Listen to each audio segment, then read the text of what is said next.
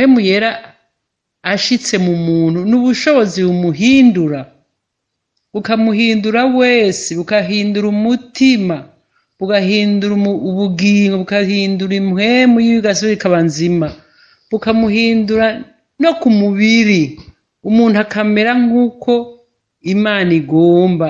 Mpwemu ashitse kuko n'umuriro araturira bya bindi byose bitubamwo Imana yanka, arabiturira.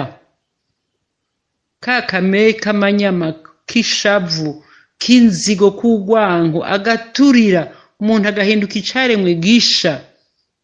Yesu nahabwa icubahiro, agaheza agakora ibikorwa vy'Imana. Mpwemu n'ubushobozi budushoboza gushinga intahe, umuntu akemanga kumwe kwa Stefano, ugashingira intahe Kristo, naho bogutwenga, naho urunganwe, abagore mwahora muri kumwe mugendana muvugana ibitaryohera Imana, bagasanga wowe ibyo uvuga ntavyo bazi, kuko uri mw'Imana nzima. Yesu rero n'abahezagire.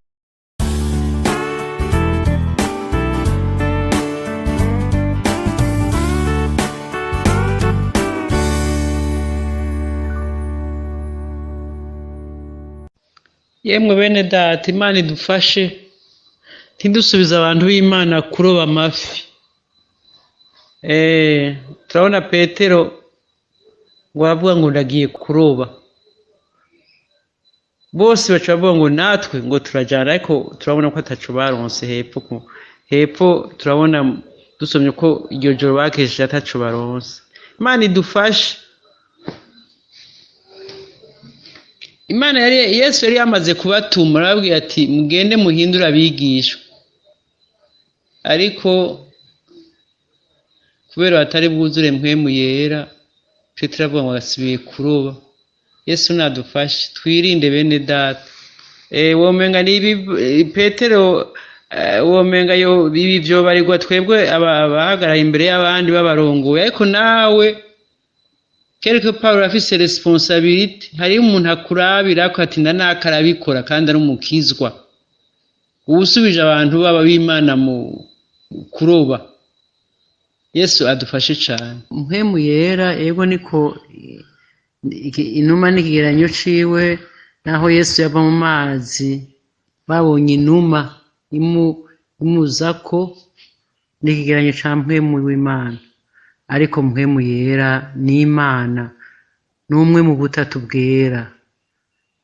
Ni Imana yari yarasezeranywe ko izoza ikabana n'abantu, ikabana n'ishengero igihe Yoweri yabivugishwa.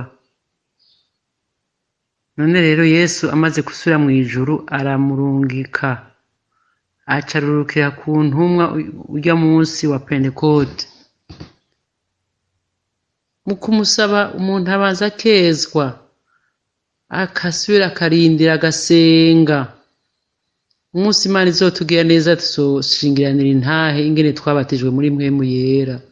Ukamara igihe, n'abagira ngo bamaze igihe basenga, bumvira ico umwami yababwiye ati mugume hariya mu minsi itari myinshi, bararindira gushika bamuronke. None abantu ntibanamurondeye, n'abasezera abo mpora numva ngo barasenze ngo bararambirwa barareka, ariko ni isezerano ry'umuntu wese yihanye. Mpwemu yera ashitse mu muntu n'ubushobozi bumuhindura, bukamuhindura wese, bukahindura umutima, bugahindura ubugingo, bukahindura impwemu y'igasubira ikaba nzima, bukamuhindura no ku mubiri, umuntu akamera nk'uko Imana igomba, akagira umutima Imana ishima. Ikamuhindura, akamuhindura. Mpwemu ashitse kuko n'umuriro araturira bya bindi byose bitubamwo Imana yanka, arabiturira.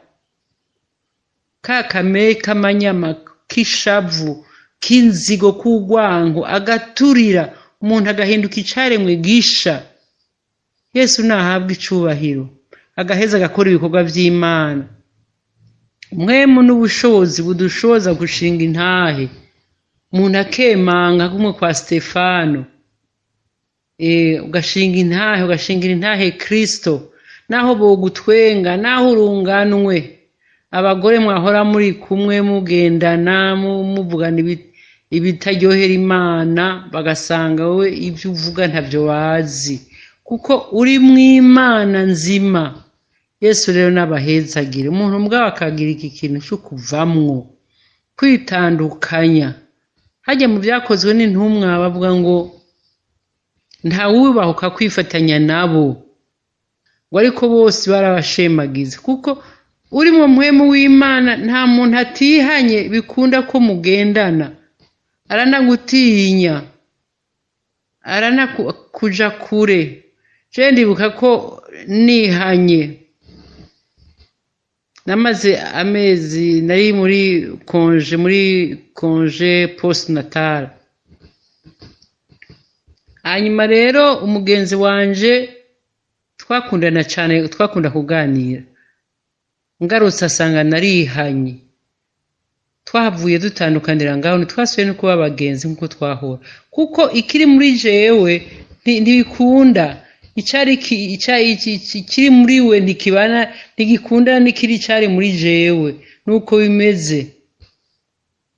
Ni Imana yera iba mu bantu, ikadushoboza guhinduka, ikadushoboza gushinga intahe y'icyo twakiriye, ikaduha gushinga intahe imbere ya bamwe twagendana, tukababwira tuti twebwe hari hahandi turi. Yesu rero n'abaheza.